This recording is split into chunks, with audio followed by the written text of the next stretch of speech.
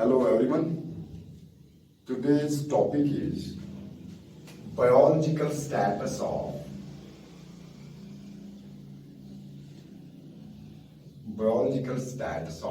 viruses.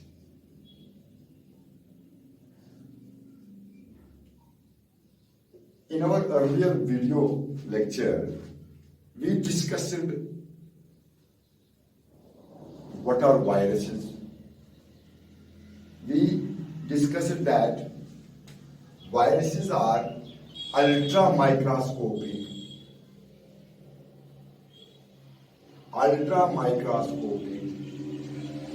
nucleoprotein entities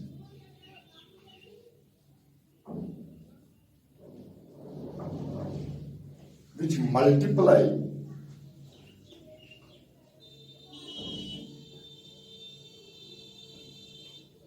only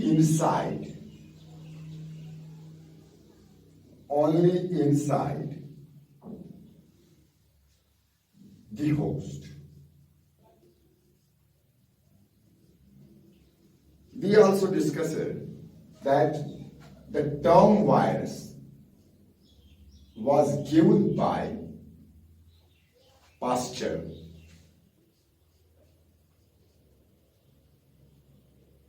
In Latin language, virus means a poisonous fluid,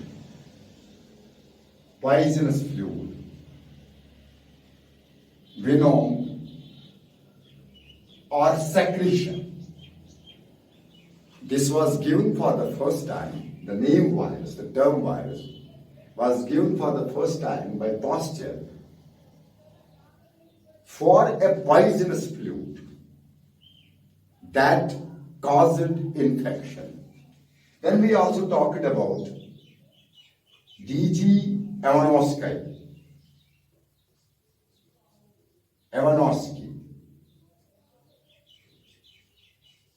1892, who was a Russian botanist who recognized certain microbes which caused a mosaic type of disease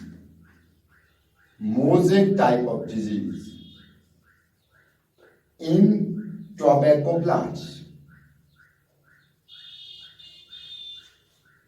He observed that these special type of microbes were very small than bacteria because these passed through bacteria-proof filters.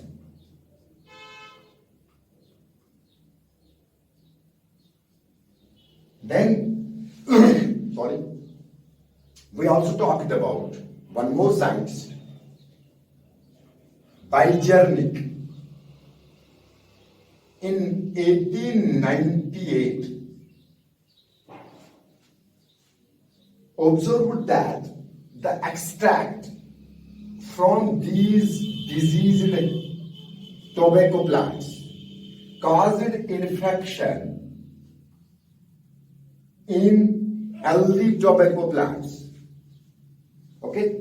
And he called this extract or fluid taken from diseased tobacco plants as Contagium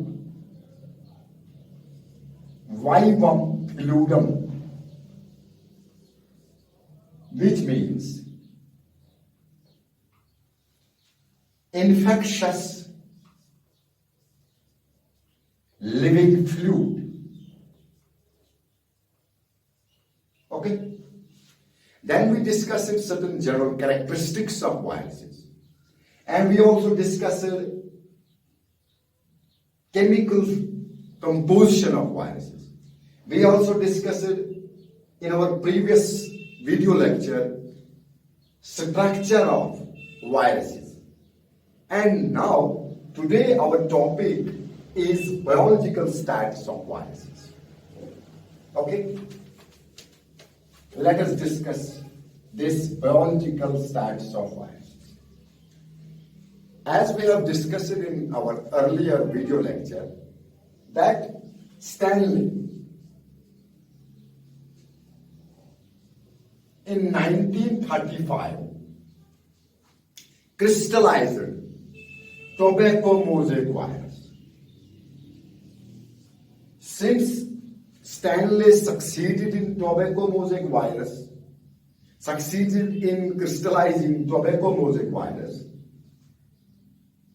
it became very problematic for scientists all over the world to give a biological status of viruses. Because this crystallization of tobacco mosaic virus by Stanley, it was a unique character of viruses which resembled with non-living things. So it's very problematic whether we will consider viruses as living things or we will consider viruses as non-living things. It's a puzzle. Still, it's a puzzle. We don't have any clear-cut viewpoint regarding viruses. We sometimes consider them as non-living things. And at the same time, we sometimes consider them as living things. There is not clear-cut classification of viruses, where they belong to the living things or they belong to the non-living things. It was only because they show both living characters, the characters of living things and the characters of non-living things. So, they possess both characters of living things and characters of non-living things. Hence, they have been considered as connecting link between living things and non-living things. And they are, in other words, I may say, they are intermediate entities between living things and non-living things, because they possess characters of both living things and non-living things. Let us first discuss the characters which viruses possess, and those characters resemble with the characters of living organisms. Viruses as, let us first discuss viruses as living organisms. Living organisms. We will discuss here few characters which suggest that viruses are living organisms. Number one, viruses possess a definite shape like living organisms, because when we study the characteristics of living organisms, we say that their character, number one, or one of their characters is to possess a shape. So viruses here possess a definite shape. Their shape may be, cuboid. Their shape may be, helical. Their shape may be polyhedral. Their shape may be tadpole-like.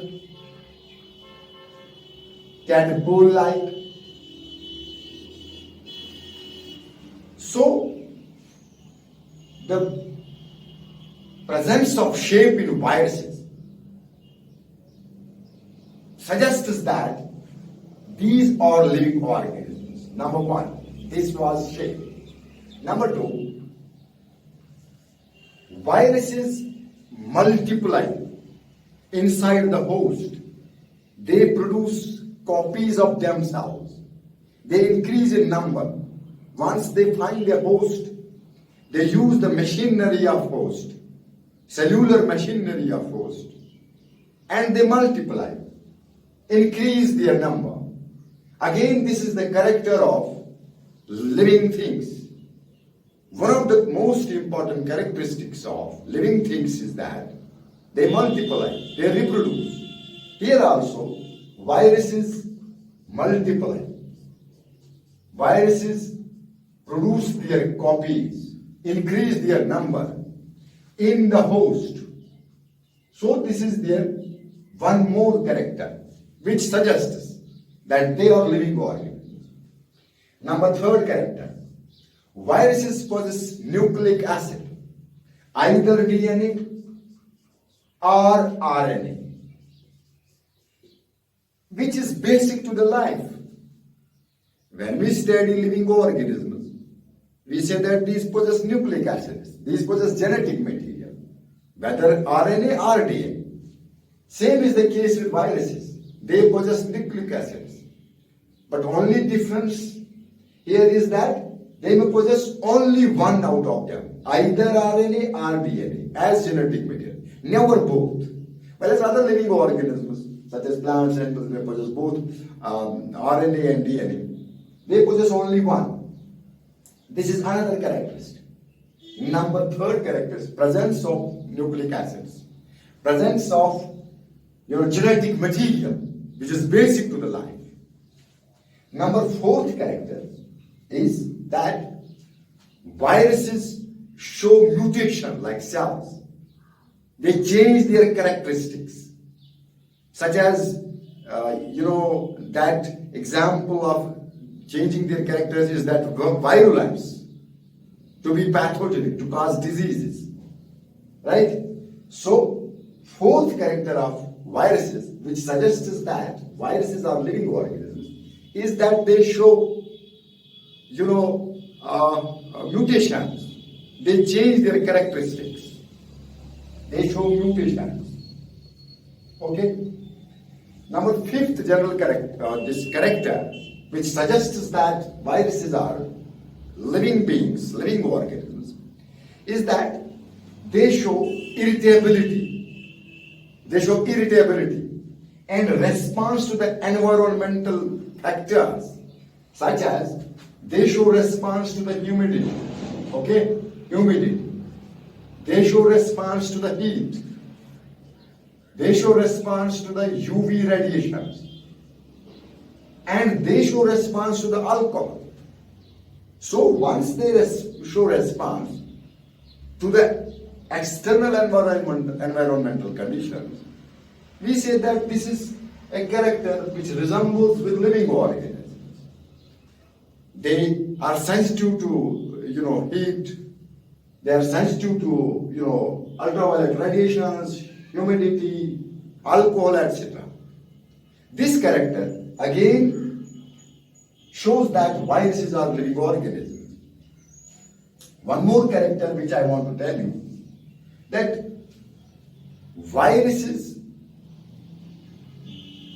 transmit infection from diseased host to the healthy host. Viruses, once a person is diseased, he can transmit this disease or virus to the healthy host also. Okay? These are some characters which suggest that these viruses are living organisms. Okay? Now let us discuss characters which show that viruses are non-living things. Okay? Let us discuss those characters which show that viruses are non-living things. Number one character which shows that viruses are non-living things is that viruses don't possess cells. Viruses don't possess protoplasm. Absence of cells. Absence of cells. Absence of protoplasm. Okay? Absence of cell wall. Absence of cell membrane. Absence of essential cell organelles. This is indicative of viruses being non-living things, because there are no cells, there are no cell organelles, there is no protoplasm in non-living things. Same is the case with viruses, though viruses can make use of protoplasm of the host. Viruses can make use the cells of the host, but they don't have their own protoplasm. They don't have their own cells. In the same way of living or non-living organisms, which don't possess cell type of thing. Okay? Number one. Number two character of viruses. Viruses can be crystallized and purified, much like chemical substances. Much like chemical substances. Viruses can be crystallized and purified, much like chemical substances, such as you can see salt, sugar, which is only heard of non-living things. Chemical, which can be crystallized. But here viruses can also be crystallized, which suggests that viruses are non-living things. Okay? Because Stanley crystallized in 1935, Stanley crystallized tobacco mosaic virus. This crystallization, this purification of viruses is indicative of them to be non-living things. Okay? Number third characteristic of virus, which shows that viruses are non-living things. Viruses possess very high specific gravity, unlike other living organisms. The specific gravity of viruses is high, whereas if we see the specific gravity of other living organisms, it's not high. So, to possess high specific gravity is again in favor of these viruses to be in the category of non-living things. In the category of non-living things. Non-living things. Non-living things. Like chemicals, one more character which I want to tell you. Like chemicals, viruses can be precipitated. Like chemicals, viruses can be precipitated. This is precipitation. This is again a character which is usually seen in non-living things. But viruses can also be precipitated, which shows that these viruses are non-living things. One more character of viruses which shows that these viruses are non-living things is that you can store viruses for years together. For 40 years, 50 years. You can store them in a bottle, whatsoever. But after 40 years, after 30 years, after 50 years, once these viruses are provided with a living host, they start multiplying. They start making copies of themselves by making use of cells of the host. Outside the host, they are as good as a non-living thing. They are inert. They are inactive. Every activity, living activity, is suspended in them. But once they get a host, they become active and make use of the cellular machinery of the host and make their copies. This is one more character of these viruses. So these are some characters which show that viruses are non-living things.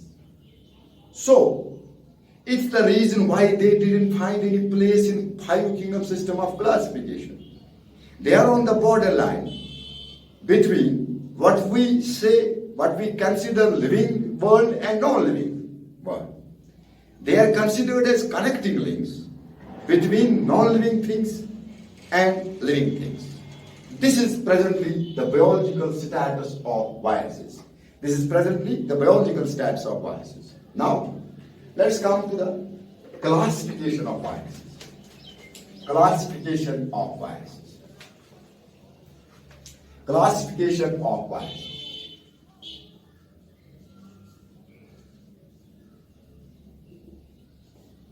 The classification of viruses is again very problematic. Because being different from the cellular organisms, because they don't possess cells. Their classification is very problematic. However, we can classify them on the basis of their host range, such as those viruses which attack algae. Okay, they are known as phycophages or algal viruses. Phycophages.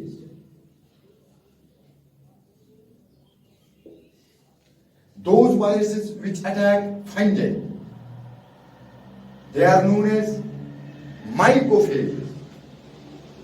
Mycophages.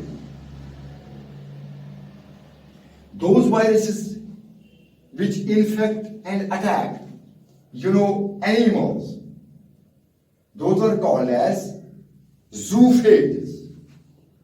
Zoophages. Those viruses which infect cyanobacteria, those are called as cyanophages. And those viruses which infect bacteria, those are known as bacteriophages. Bacteriophages.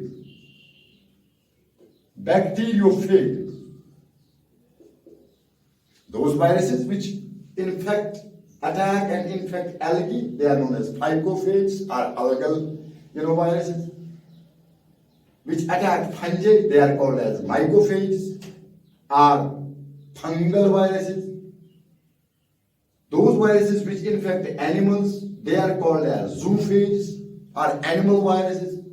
Those viruses which attack and infect cyanobacteria, those are known as cyanophages. Whereas those viruses which infect bacteria, those are known as bacteriophages. Okay? One more thing which I want to tell you, that viruses cannot be classified into typical taxonomic categories, such as we have 7 taxonomic categories: kingdom, phylum, class, order, family, genus, species. These are 7 taxonomic categories. Viruses have not been placed in typical taxonomic categories. International Committee on Taxonomy of Viruses, ICTV, International Committee on Taxonomy of Viruses, have considered the family as the highest category, taxonomic category for viruses. We say that there are species, genus and family in virus only. While as in plants and animals we have 7 taxonomic categories. Okay? Even for that matter, in plants and animals we have, in addition to these 7 taxonomic categories, we have other taxonomic categories. Those taxonomic categories are known as intermediate taxonomic categories. But such sort of thing is not here seen in viruses. Because International Committee on Taxonomy of Viruses has suggested that the highest taxonomic category in viruses is the family. Okay, this is regarding their classification. One more thing regarding their nomenclature. Nomenclature of viruses, International Committee on Viral Nomenclature, 1966, ICVN. This is ICTV, International Committee on Taxonomy of Viruses. And this is ICVN, International Committee on Viral Nomenclature, 1966. have suggested that binomial nomenclature is not suitable for viruses. However, they have suggested that viruses possess a name which consists of two parts. How many parts? Two parts. First part and the second part. First part represents the common name of virus. First part represents the common name of viruses. While the second part of the name represents coded information about viruses, coded information about viruses. Okay? I may repeat. International Committee on Viral International Committee for Viral Nomenclature has suggested that binomial nomenclature sort of thing is not suitable, which we have learned in case of plants and animals. A name which consists of two words. Okay? Generic name and specific name. Okay?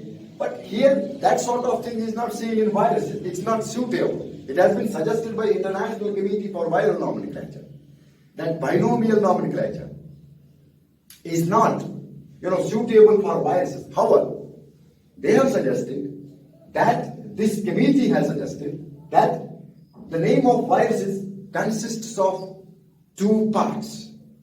First part and the second part.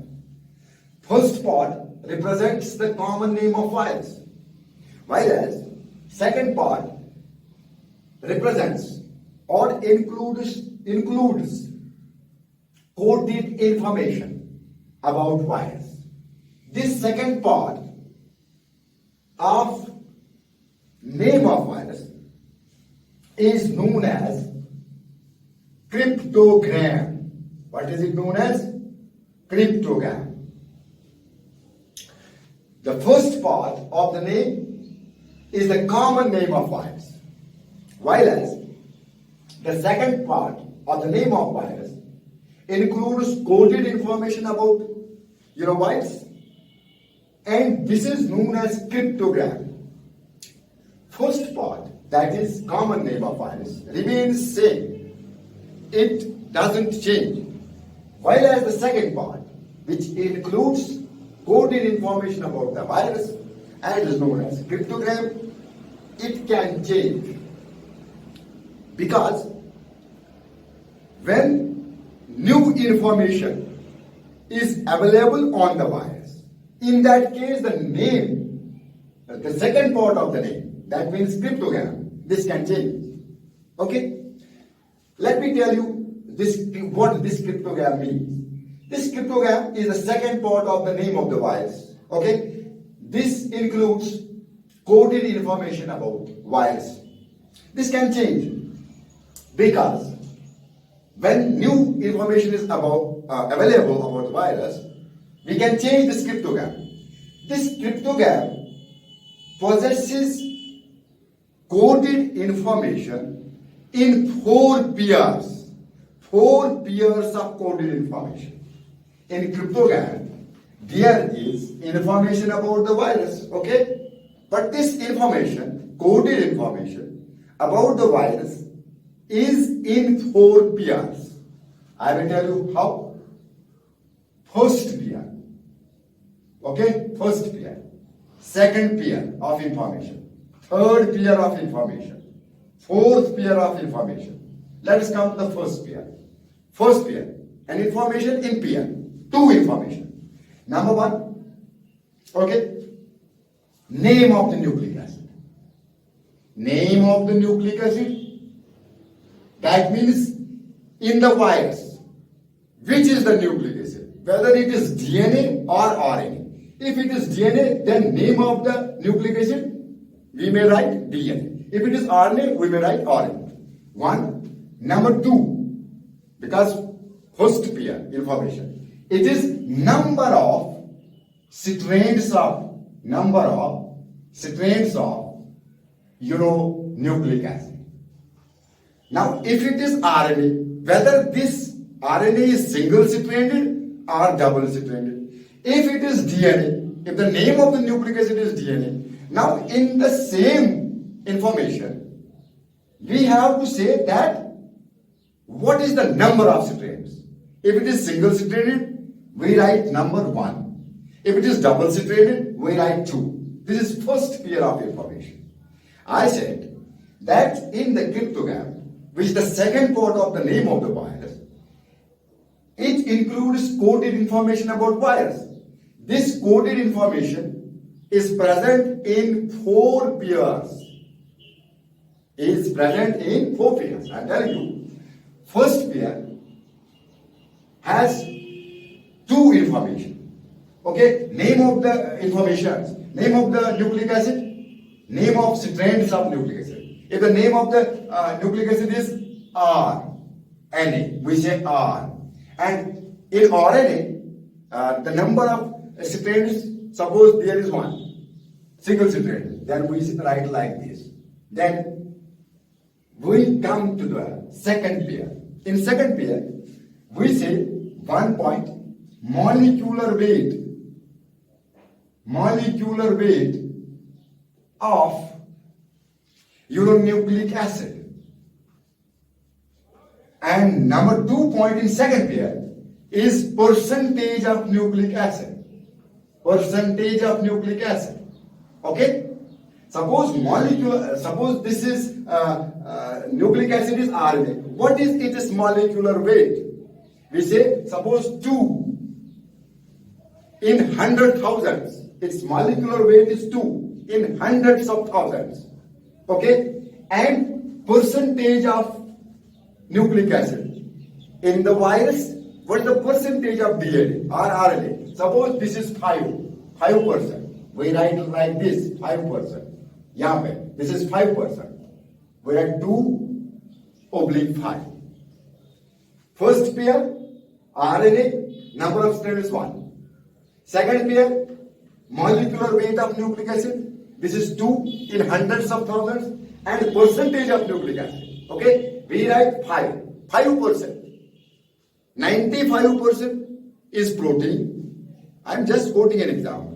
And 5% is nucleic acid. Now come to the third pair.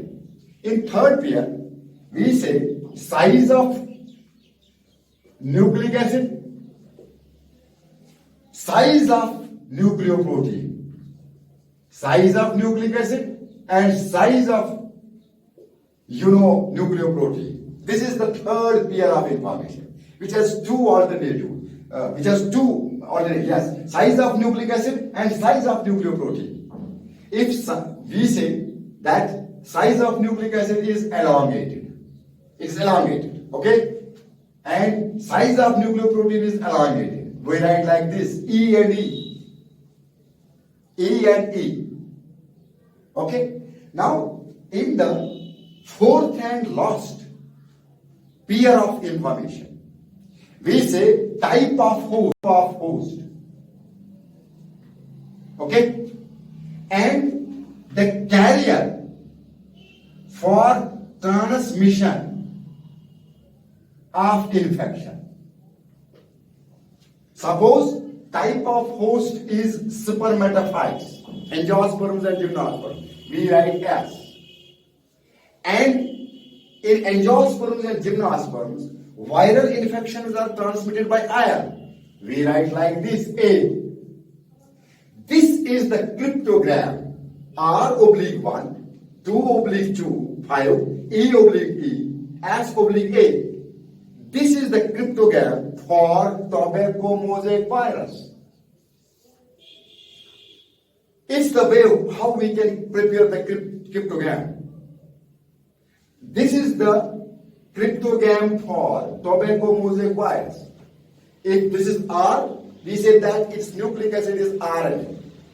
If we see this one, it means that RNA is not double strand, it has a single strand, only one strand. And we have written here 1. And next point, we have written 2, 5. 2 means that molecular weight of nucleic acid is 2 in hundreds of thousands. And 5 means percentage of nucleic acid. We say that this RNA is present in the virus and this percentage is 5%. Then size of nucleic acid and size of nucleoprotein. We have write elongated and elongated. Then ultimately we have seen this tobacco mosaic virus, which is the host of this virus. We say that this virus type of host, it infects spermatophytes. Then we write S. If it infects only angiosperm, we may have written A. Or gymnosperm, we may have written G. Here we have written S. And transmission. Who is the carrier for this virus? That is R. Is the reason why we have written A. This is the cryptogram. So in today's video lecture, we have discussed the biological stats of viruses, characters of viruses which suggest that these are living things, characters of viruses which suggest that these are non-living things. We have also thrown a bit light on classification of viruses, taxonomy of viruses, nomenclature of viruses, and in next lecture we will discuss bacteriophages. Thank you. Till then, okay.